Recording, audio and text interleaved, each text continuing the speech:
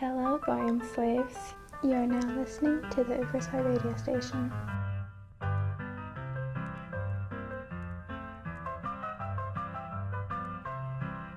When you identify with the other person as opposed to feeling sympathy for the other person, what you end up doing is making that person's interest predominant.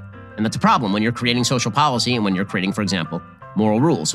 Before I actually begin with the video of reviewing and critiquing the book, which by the way I didn't like much, quite frankly, I'll say a few words about Ben Shapiro. Now, I'm well aware that there's been a number of critiques made about Ben Shapiro, mostly of course on the left, and accusing him of being some sort of a bigot, which by the way is a critique that they make against any right-wing intellectual, not just him, so we possibly could dismiss it outright, although the way he views Arabs and Muslims seem to prove them right, while the critiques from the right has been that the guy is essentially a massive hypocrite with regards to how he treats Israel and America, and of course that he's primarily driven by his Jewish identity. Well, I mean, I'm a Jew who is an American. I don't feel that those values are in conflict, but obviously, my Judaism is key to my value set and key to my identity.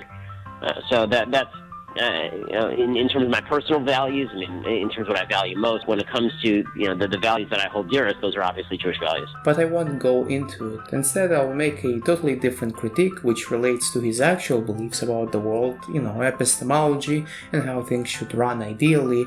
The thing that got him famous in the first place and a couple of years ago made him write this book that I'm ultimately going to review.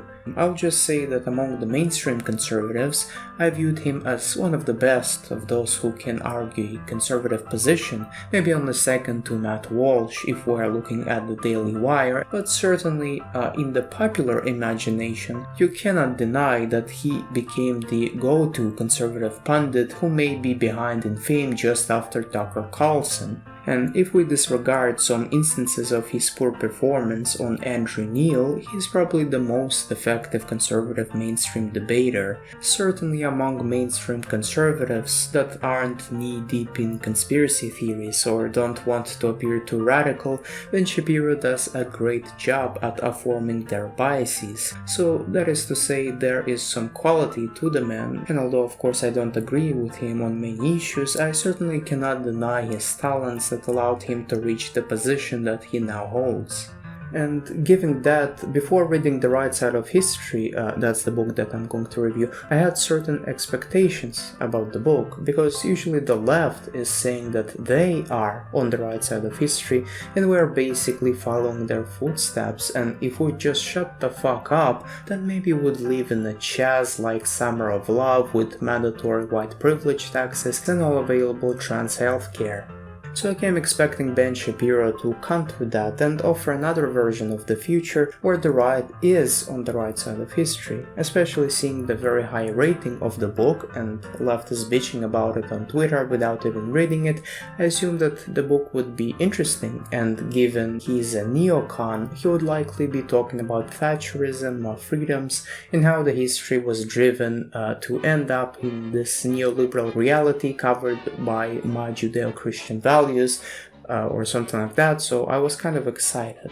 In the 1980s and early 1990s, after the collapse of the Soviet Union and the release of The End of History, people had the perception that neoliberalism is the end of history, and even the early accelerationists were greatly inspired methodologically by that as well. And of course, being highly impressed by The End of History and finding Francis Fukuyama's arguments to be of very high quality, I thought that this book would be something along those lines. And I should also mention that this is the first book that I have ever read from Ben Shapiro, because had it been the second, I likely would have passed on it.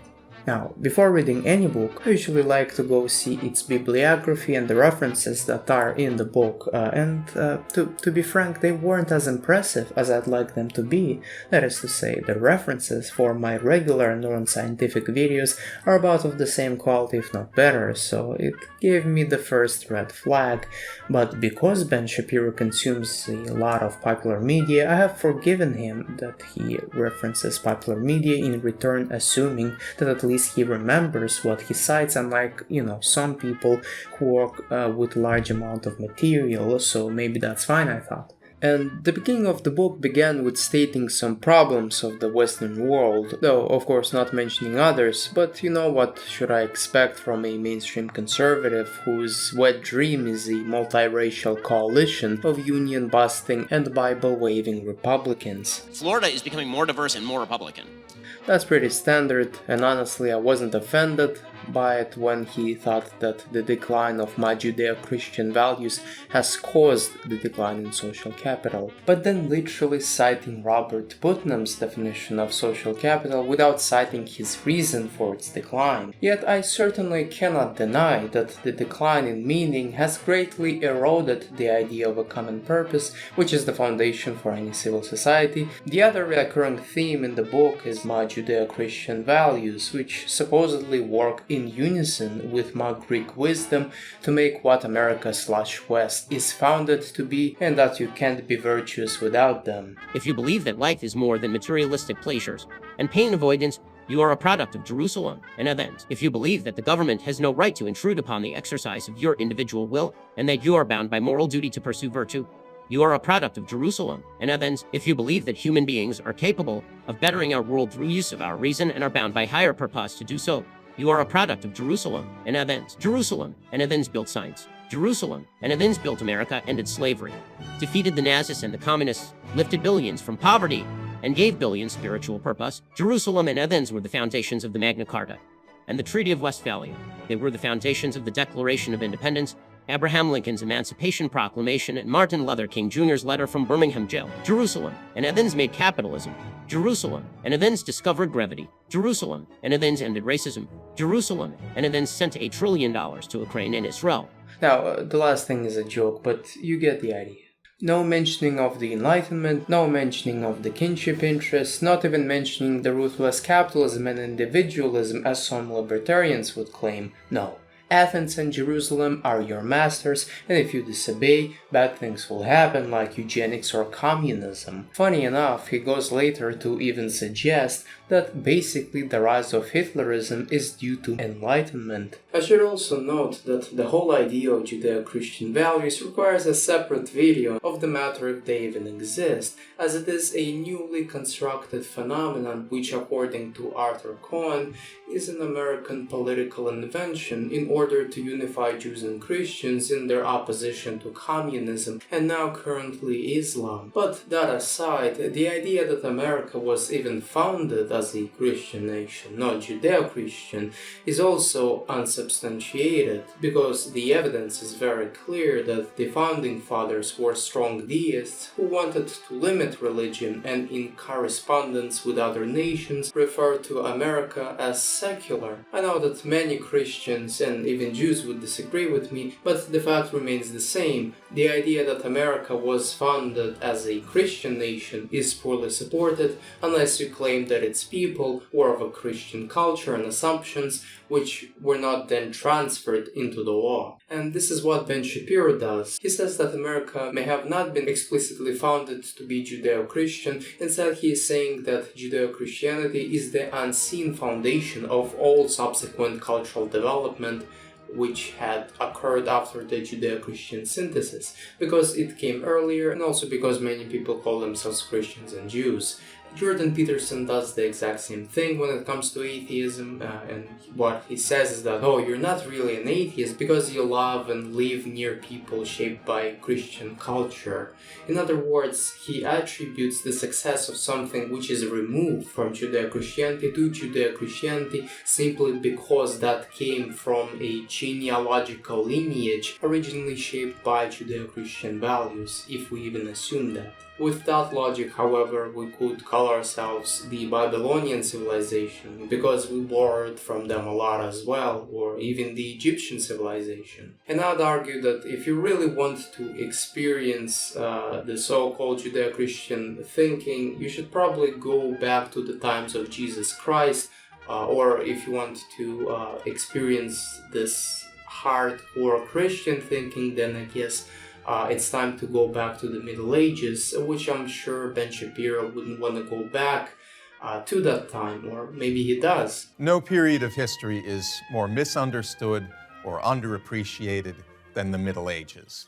Another thing that I really much dislike is that if you disobey these supposed Judeo-Christian values, you'll end up just like in the Soviet Union, Nazi Germany, or Venezuela. The Nazis rejected Judeo-Christian values and Greek natural law, and they shoved children into gas chambers. Venezuela rejects Judeo-Christian values and Greek natural law, and citizens of their oil-rich nation have been reduced to eating dogs. Meanwhile, you got countries like France that are explicitly atheistic, or countries in North Asia who couldn't give less of a crap about my Greek wisdom or the Judeo-Christian values, yet do as well as we do, if not better. And I know that many conservatives would get mad at me for saying these things, but I mean, like, let's be honest, it doesn't make sense. There is no honest attempt to properly look at our cultural evolution or our shared values which made the West great. And I would argue these are the values that could be traced back to the Enlightenment and other eras, but Enlightenment in particular, and these values are perfectly summed up by Voltaire, the guy from the Enlightenment, by the way, who has argued that Europe has achieved its heights by being an open and dynamic society, as opposed to being a closed and static society, which was the rest of the world at that time. And this is why Europe has first reached modernity and exported it beyond its borders. But Ben Shapiro doesn't seem to like that, which implicitly suggests that he, just like PragerU people, thinks that the Middle Ages were great. I guess that's what not reading Charles Murray does to a motherfucker. But the book does get better over time.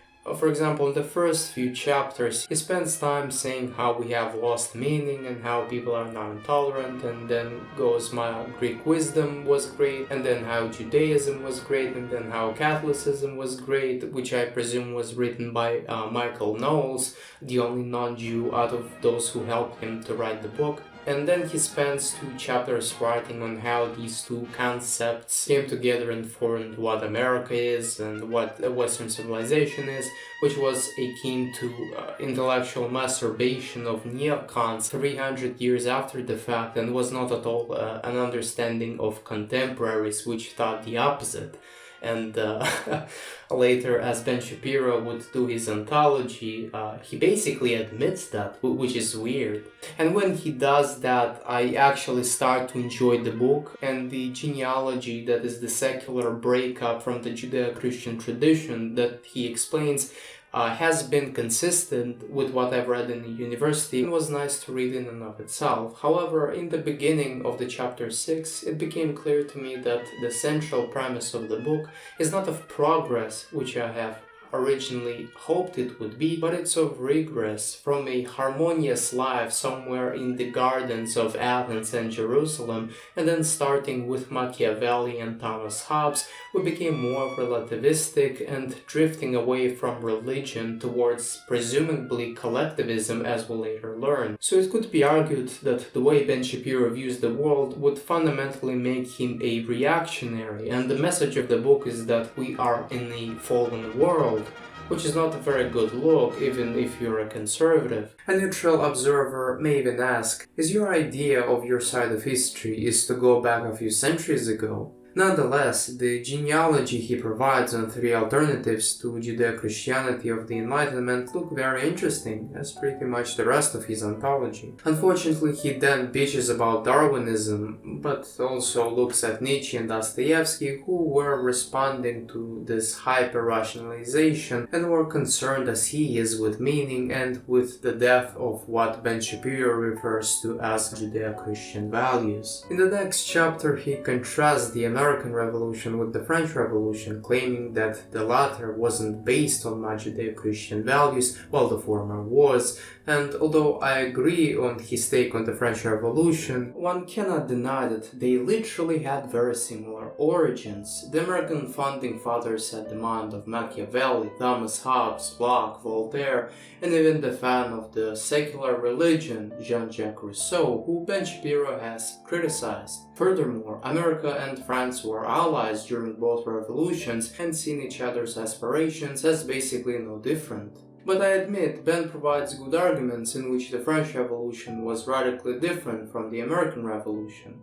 But then he loses me when he starts mocking nationalism by associating it with centralization and collectivism, but then separates good nationalism consisting of Yoram Hazani's minarchism and self-determination, and bad nationalism of unenlightened goys consisting of big government, collectivism, and ethnic or romantic foundations for it.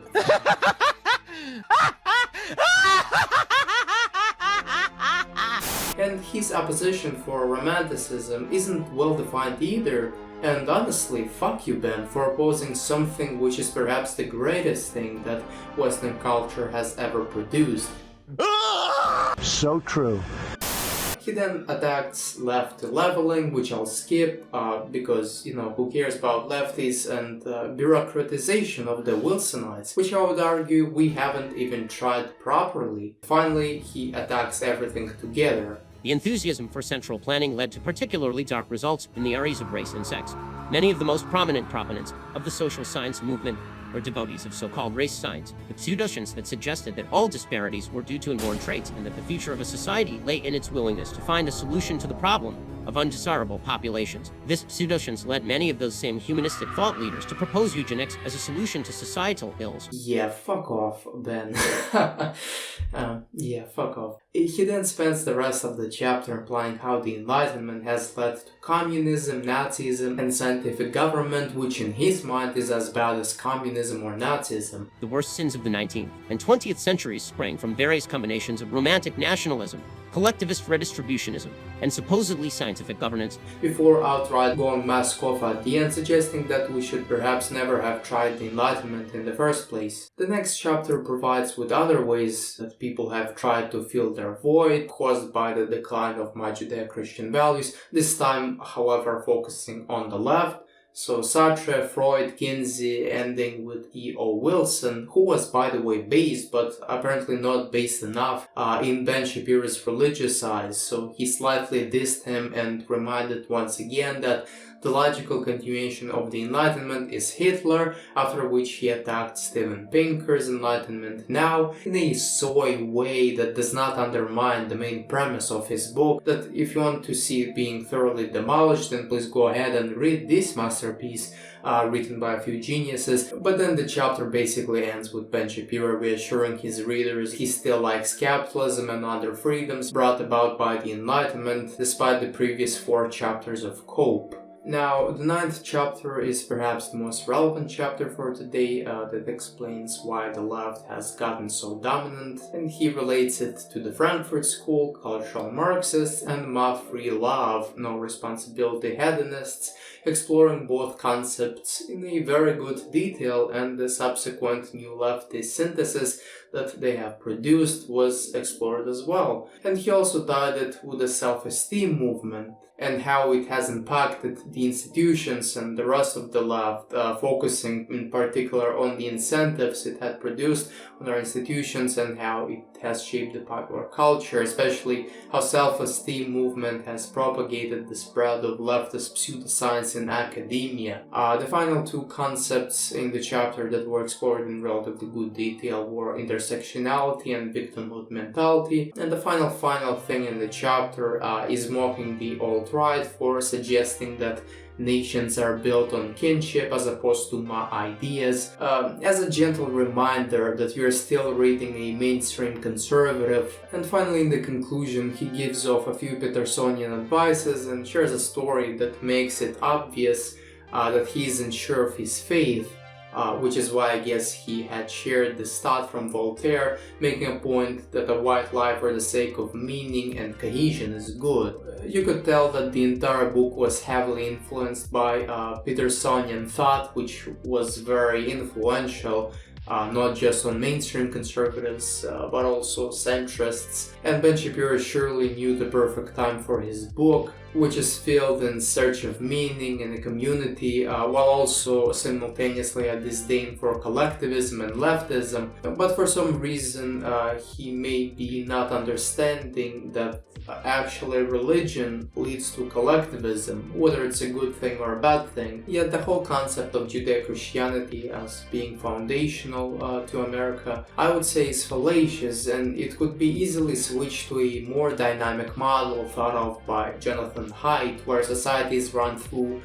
popular morals that are constantly changing and not through some historic artifact like Judeo-Christianity that some people in the academia accept while others disagree. But this is not the most fundamental critique of the book, although, I spent quite a bit of my time complaining about it. The main critique is that the book proposes nothing new that we haven't done historically. This is not a right side of history book. In fact, as Ben Shapiro demonstrates, Judeo-Christian values decline as society drives forward and are recently leftward. And the idea that America was founded on Judeo-Christian values is not even true. If we go back to his genealogy, which also disregarded the French influence on America and only looked at the English influence, but that aside, if we follow it logically, from the early Catholic reforms to Voltaire and Rousseau and John Locke and Thomas Hobbes, the American Revolution is right at the center of the intellectual decline in the belief of Judeo-Christian values, and certainly wasn't built as a Christian or Judeo-Christian nation. I originally intended to read the book to find an argument on how right-wing are on the right side of history, but I ended up reading some semi-reactionary and religious anthology about the discourse in Western philosophy, quite frankly. And although I'm very much critical of the book's premise and some of its historical analysis, and of course the book has utterly failed to fulfill my expectations, the book does provide a nice summary of each thinker if we remove them from Ben Shapiro's central theme, and I really enjoyed reading the last few chapters in particular about self-esteem and how it has often correlated with women's rights to academia, that is often undervalued in right-wing circles in estimating its impacts on creating and maintaining a leftist cultural hegemony, which almost always is tied to the Frankfurt School. But the question to what extent this is a critique of Ben Shapiro in particular, and to what extent this is a critique of the whole right that I'm making, is an open question. Indeed, in one crucial way, we are less civilized than those who enhanced human existence over 1,000 years ago.